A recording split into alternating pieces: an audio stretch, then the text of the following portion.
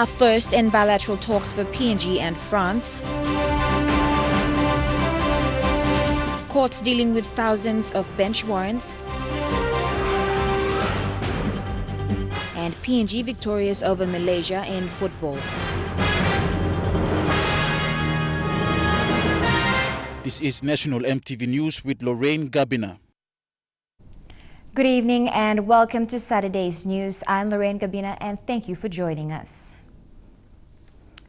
Prime Minister Peter O'Neill was in France this week for the Paris Trade and Investment Forum. He also met with the President of the French Republic, Francois Hollande, in a formal bilateral meeting, the first between both countries. O'Neill said the PNG delegation did in Paris this week was ensure the French business and investment community had accurate information about Papua New Guinea. The Prime Minister was in Paris this week to promote Papua New Guinea to the government and the business community in the French Republic. Mr. O'Neill said PNG made it a duty to welcome French professionals and instructors at the Trade and Investment Forum as part of the Total SA-led Papua LNG project. Mr. O'Neill said the meeting with Francois Hollande was significant as Papua New Guinea and France increase economic and cultural ties through the new Papua LNG project. He said while both countries have enjoyed 40 years of diplomatic relationship, it is only now that the trade and cultural relations are increasing, and they are increasing rapidly with more French nationals moving to live and work in PNG. He said the Papua LNG project is going to generate 10,000 jobs in Port Moresby and 3,000 new jobs in Gulf Province, and hundreds of French workers will come and live with us. Mr. O'Neill said France is increasingly our trade gateway to Europe and would like to see Papua New Guinea become a significant hub for France in the Pacific. Deli Waigeno, National EMTV News. A court user forum in Kwikila Central Province has revealed that outstanding bench warrants have remained a concern for almost all national courts in Papua New Guinea. National Court Judge Justice Panwell Mogish said that for Kwikila alone, there were 23 outstanding bench warrants. So far, 12 cases have gone for hearing. A bench warrant is a court order issued by a district or national court to arrest accused persons who are out on bail but fail to appear in court or had escaped while in custody. To date, there are over 4,000 outstanding bench warrants. 2,000 of them are pending cases. I think we've already gone past the first phase, and that is to get those people out at large to come before the court. We've done that. Some of these bench warrants date back to over 20 years ago. Earlier this year, Chief Justice Salamo India raised similar concerns for police and correctional officers to execute those outstanding bench warrants. And we are engaged in discussions with the police hierarchy to improve on the execution of these bench warrants. In yesterday's court forum, Justice Mogis explained that everyone must be responsible for their actions in the community. Justice Mogis urged persons with outstanding bench warrants to come forward as their bails will be extended but with increased figures. I've promised everybody that if they come voluntarily to this court, I'm going to extend and they're on bail, I'm going to extend their bail, but I'm going to increase the money, cash bail, and I'm going to insist on guarantors. So that's the first approach that the court will be doing. All right. You tell them they're not going to be remanded. That's for those people who have been on bail and who have not come before the courts. Those persons who have been out at large because they escaped from Bomana, that's a different story altogether. Tekla Gunga, National EMTV News. 7 Bugendi Secondary School students have been arrested by lay police after they were caught drinking homebrewed alcohol and performing what appeared to be an initiation ritual for younger students. The 7 students were part of a larger group of about 150. Police responded to a tip-off by members of the Nawai Block community. The youngest member of the group was a primary school student from Markham Road Primary. Last week, Lay Police rounded up students from the school after 2 successive days of school fights. The lack of urgency by public servants to perform their duties has prompted a senior ABG leader to call on Bougainville Public Service machinery to ensure services are rendered to the people. Paul Kabori, the acting chief secretary in the autonomous Bougainville government, has warned public servants to rise up and perform. His call comes at a time when a new date of June 15, 2019 has been set for referendum. Conduct no referendum. Mr. Kabori, speaking at the 11th anniversary celebrations of Bougainville's autonomy in Buka this week, said the public service machinery's role is crucial when the referendum is 2019. The public service machinery must fulfill the government's goal of service delivery through implementation and is to ensure services reach the bulk of the rural population. To make sure that there is a new culture inside the public service of accountability, transparency, and good, effective performance. While the Bougainville Public Service has been criticized for non-performance and corruption, and what Mr. Kabori wants to see is a change of culture in the way business is conducted. This means public civil servants must work under the guidelines and general orders of the Bougainville Public Service Management Act. When we are talking about the autonomous arrangement in Bougainville, it calls for a new mindset to Loyumi. No good you meeting or same, all the something same tasong. We need to do it differently. Mr. Kabori has called on all public civil servants to work together with the autonomous Bougainville government in order to effectively deliver to the people of Bougainville. This is a good attitude, workmanship, expertise come inside long public service Loyumi. You need long kisi more man sabe long work. All man who sat by behind him time long work. Kabori also called on the appointments committee to ensure the best are selected so the government policies are implemented for an effective Bougainville public service. Fabian Haklitz, National EMTV News. Also, the Bougainville Public Service head says he is disappointed with public servants' attitude to work. He said several public servants are starting work at what he described as PNG time and finishing work early on the Bougainville Standard Time. Because all of this kind of attitude blow you me and by so what no performance blow you me too. If you are not on time, no start no work blow you me and by so on. Then at the end of the day, we start by suffer and more man marry in a picnic in a place where then when they don't receive the needed services. We'll have more celebrations marking the 11th anniversary of the autonomous region of Bougainville after the break. Stay with us.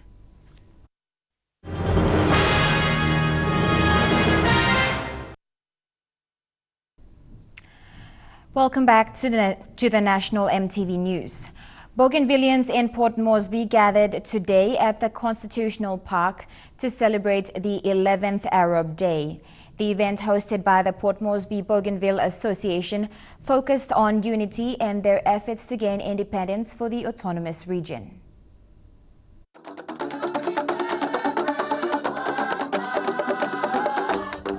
Following months of preparation, the Port Moresby Bougainville Association hosted yet another successful Arab Day celebration. The Constitutional Park came alive with the sound of the infamous bamboo bands and traditional dances from all 3 regions of Bougainville.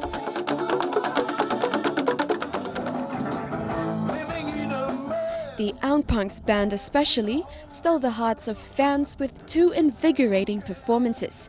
Among the guest speakers who addressed their people today, President of the Port Moresby Bougainville Association, Paul Narau.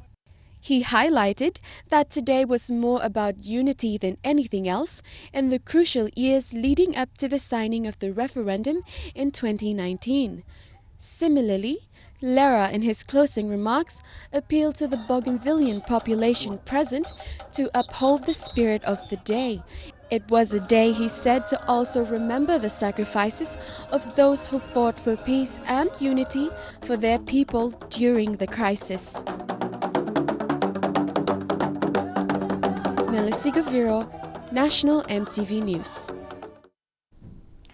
A woman must empower another woman. That's from Joanne Clarkson, the Assistant Commissioner of Police and Deputy Chief of the Bougainville Police Service. Speaking in Buka, Clarkson said women are agents of change and must be empowered to contribute meaningfully. First time for a woman to be the parade host will always be treasured in the hearts of female police personnel in the autonomous region of Bougainville. Clarkson says this reflects women's value in the Bougainville society and politics, especially with the allocation of 3 reserved seats in the Bougainville House of Representatives.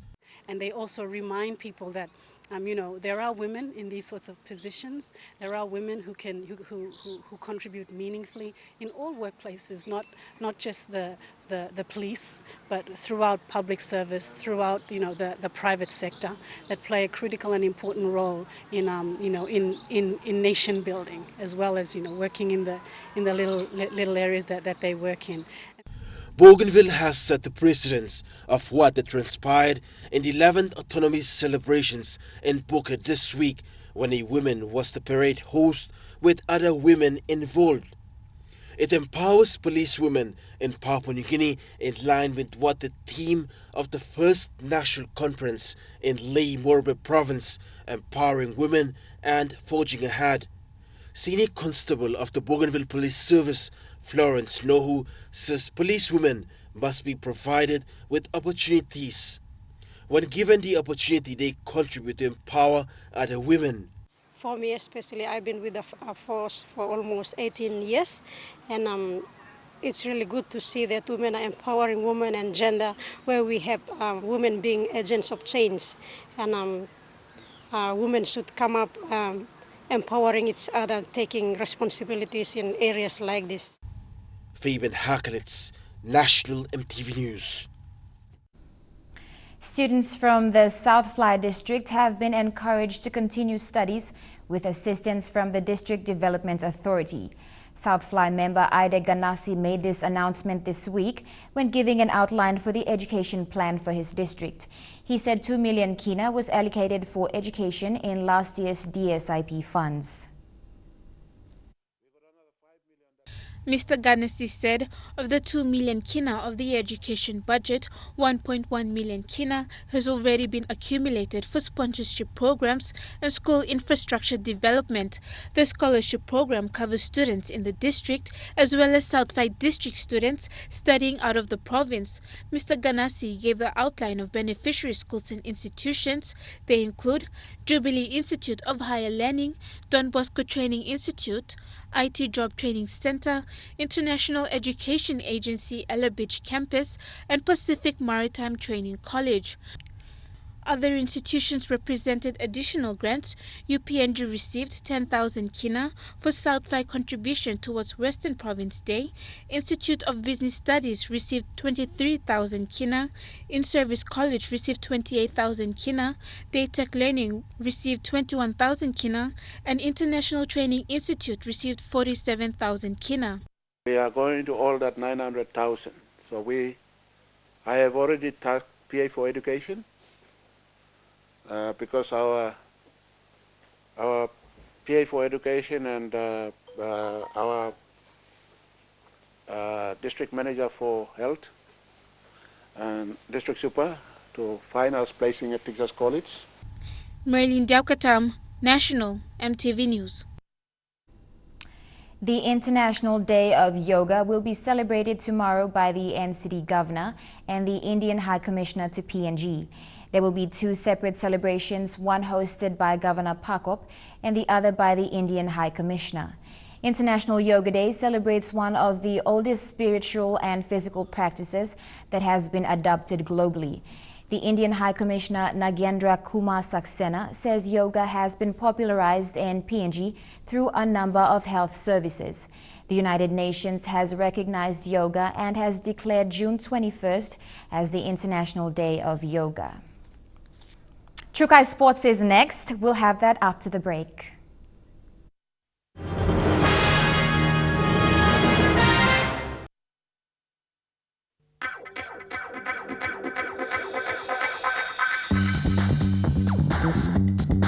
Chukai Sports.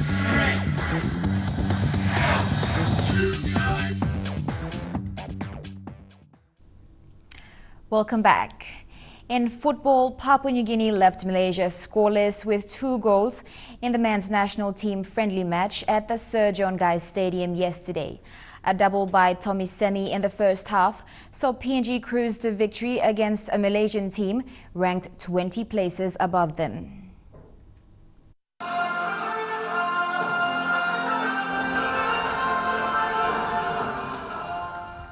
Fleming Saritslev would make only one change to the side that lost to New Zealand in last week's OFC Nations Cup final, with Leslie Kalai coming in goal for Ronald Warrison. And while Malaysia dominated possession soon after kick-off, it was Nigel Dabinyaba with the first real chance on goal after only 3 minutes.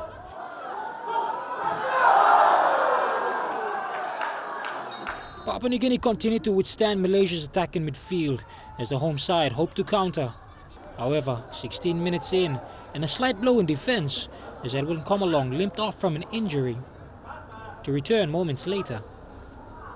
3 minutes after, a quick turn by Michael Foster had the small crowd on their feet, the striker displacing Kai Mohammed Jeffrey Jones before a deft left footer had the keeper scrambling.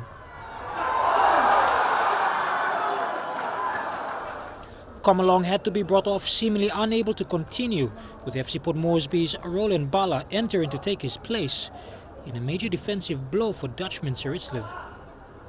The attacking trio of Dabinyaba, Sami and Raymond Gunemba continued to prove threatening for Malaysia's more experienced defence, and it was Gunemba's well-weighted through ball on the 35th minute that saw Sami open the scoring for Papua New Guinea.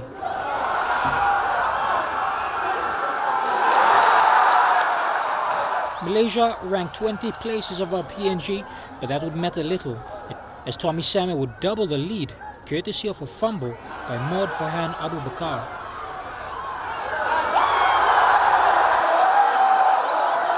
Patrick Isa would be brought on in the second half, with Gunemba and captain David Muta brought off, Saritslev testing his attacking players.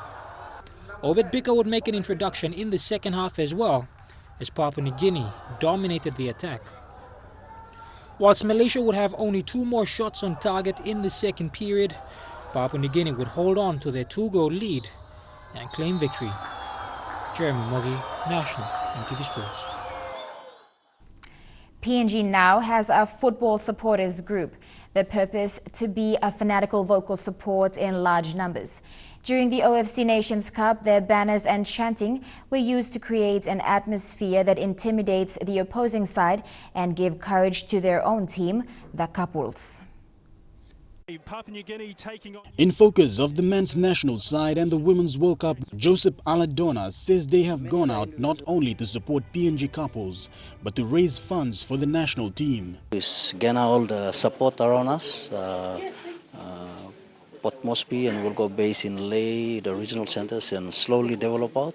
Aladona, who's been an integral part of PNG football for a long time, stated that over the past decades, it used to be a dream that one day the PNG national team will make it to the FIFA World Cup. But that dream is now becoming reality. That will we get to the World Cup, FIFA World Cup? But we don't see it as a dream anymore. We see it as something real that we can go forward. After the OFC Nations Cup final, various people abroad are starting to wonder where these players came from. And on a much bigger scale, the global audience have been following the couples' matches on YouTube and have vindicated interest in the players. A fan club who call themselves the 12 Men have gone out with their fanatical approach to support. These included never stop singing or chanting during a match, no matter what the result. Never sit down during a match. attend as many games as possible, regardless of cost or distance, and the loyalty to stand in which the group is located.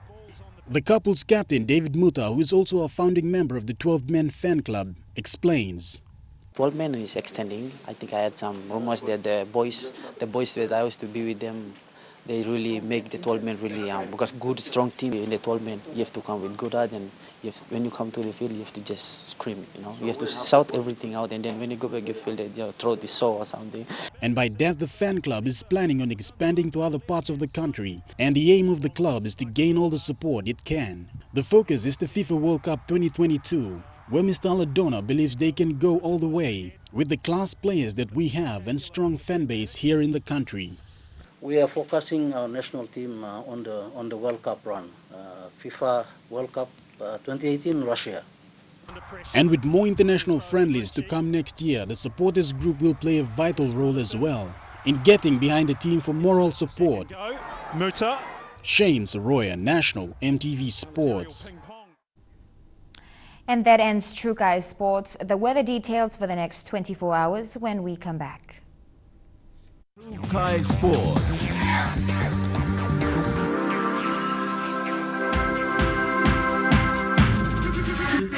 True Guys Sports.